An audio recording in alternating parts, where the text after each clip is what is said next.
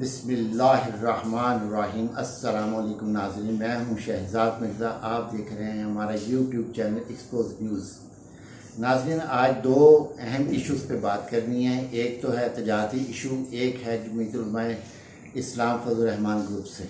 ये दो अहम इश्यूज़ हैं जिस पे आपसे बात करनी है। पहले बात करते हैं जमीयतुल उलमा इस्लाम फजल रहमान ग्रुप की। फजल रहमान ग्रुप से अलग होने वाले मौलाना मोहम्मद ख़ान शेरानी साहब बहुत ही नफीस प्यारे इंसान हैं। इसलिए नहीं बोला जा रहा है कि वो पीटीआई के लिए वो पीटीआई में आने के उन्होंने हलाक किया, नहीं है। वो शुरू से ऐसी तबीयत के हैं, अच्छी तबीयत के मालिक हैं, नफीस हैं, गुफ्तगू बड़ी अच्छी करते हैं, कमगो हैं। वो दुनिया की आसाइशों में ज़्यादा नहीं है। उनको इस्लाम और पाकिस्तान से ज़्यादा मोहब्बत है बनिस्बत दुनिया की मोहब्बत से। पैसे से उनको कोई लगन नहीं है इतनी कि पैसा हो, बहुत कुछ हो, खाने को जो मिल जाए, दाल रोटी मिल जाए, चिकन मिल जाए, जो भी मिल जाए उस पर इत्तफा करते हैं। कम खाना, उनका शेवा भी है, बहुत अच्छे हैं, मुदब्बर हैं, बहुत सोच समझ कर बात करते हैं, तोल कर बात करते हैं। बड़ा मौका दिया उन्होंने मौलाना फजल रहमान को कि इंसान बन जा, सीधे रास्ते पे आ जाए, मगर वो ना आने के बाद उन्होंने आखिरी फैसला उनसे अलहदगी किया, जो कि होना भी चाहिए था। और मौलाना फजल रहमान की बदकिस्मती ये है कि उन्होंने एक हीरा इंसान अपने से जुदा कर लिया।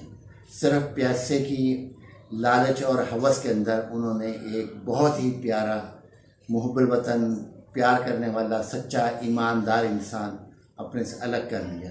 अभी तो मौलाना फजल रहमान को शायद इस चीज़ की कमी महसूस नहीं होगी मगर आगे चलकर जब आने वाले इलेक्शन में, आने वाले जो इंतखाबात होने हैं, जनरल इंतखाबात, उसमें उस मौलाना मोहम्मद ख़ान शेरानी की बहुत ज़्यादा कमी JUI फजल रहमान ग्रुप में होगी। और उस वक़्त ये शख्स पछताएगा कि मैंने क्या कर लिया। उस वक्त गुजर चुका होगा, गुजर तो अब भी वक्त चुका है। नाज़रीन, मौलाना मोहम्मद ख़ान शेरानी साहब जो हैं इस वक्त एक मजहबी ग्रुप बनाने जा रहे हैं और इरादा रखते हैं मजहबी ग्रुप बनाने का, जिसमें जय्यद आलिम, अच्छे नफीस प्यारे इंसान जो मोहब्बत वतन हो, वतन से मोहब्बत करने वाले हों और वतन की खातिर करें काम, इस्लाम की खातिर काम करें, इस्लाम की बुलंदी के लिए काम करें। वो एक ऐसा इत्तेहाद बनाने जा रहे हैं। वो अभी कोशिश में हैं, लगे हुए करने। जिस वक्त भी उनका इत्तेहाद हुआ तो उन्होंने फिर अनाउंसमेंट भी करनी है। और मौलाना फजल रहमान बहुत ही बदकिस्मत इंसान है जिसने इतना प्यारा हीरा इंसान जो अपने से जुदा कर लिया सिर्फ लालच और हवस के लिए। तो नाज़रीन, दूसरी खबर जो है वो है तजारत के हवाले से। पाकिस्तान में एयरलिफ्ट एक्सप्रेस के नाम से एक अदारा खुला था जिसने 85 मिलियन डॉलर जो है वो इन्वेस्ट किया था पाकिस्तान के अंदर। और मुख्तलिफ पाकिस्तान के मुख्तलिफ शहरों में उन्होंने अपने फ्रेंचाइज बनाए थे, जिसमें लाहौर है, लाहौर कराची उनका हेड ऑफिस था, लाहौर है, इस्लामाबाद है, कराची है, गुजरावाले है, सियालकोट है और दीगर शहर हैं जिसमें उन्होंने एयरलिफ्ट के नाम से अपने बनाए थे। सैकड़ों लोगों को रोज़गार मिला था। मगर बदकिस्मती से उन्होंने इस प्रोजेक्ट को कल उन्होंने बंद कर दिया पूरे पाकिस्तान में। और इम्पोर्टेड हुकूमत का एक और तोहफ़ा मिल गया आवाम को, बेरोज़गारी का, क्योंकि रोज़गार तो ये फ़राहम कर नहीं सकते, बेरोज़गारी फ़राहम करने में ये माहिर हैं, ये भी और इसका बड़ा भाई जो इश्तिहारी मुजरिम और फ़रार हुआ हुआ यहाँ से लंदन जाके बैठा हुआ है, उसके भी यही वतीरा था, इसका भी यही वतीरा है। बेरोज़गारी पे बेरोज़गारी बढ़ती जा रही है, प्रोजेक्ट्स बंद होते जा रहे हैं। गैर मुल्की जो 2000 इमरान खान जो सबका हुकूमत के दौर में आए थे, इमरान खान के दौर में, वो सब वापस जा रहे हैं, क्योंकि इमरान खान ने एक ईजी डूइंग बिजनेस का सिस्टम रखा था जिसमें सरमायाकारों को, सनतकारों को सहूलियात फराहम की गई थी। और वो सहूलियात ख़त्म होने के बाद ये लोग वापस जा रहे हैं, सब के सब जा रहे हैं वापस।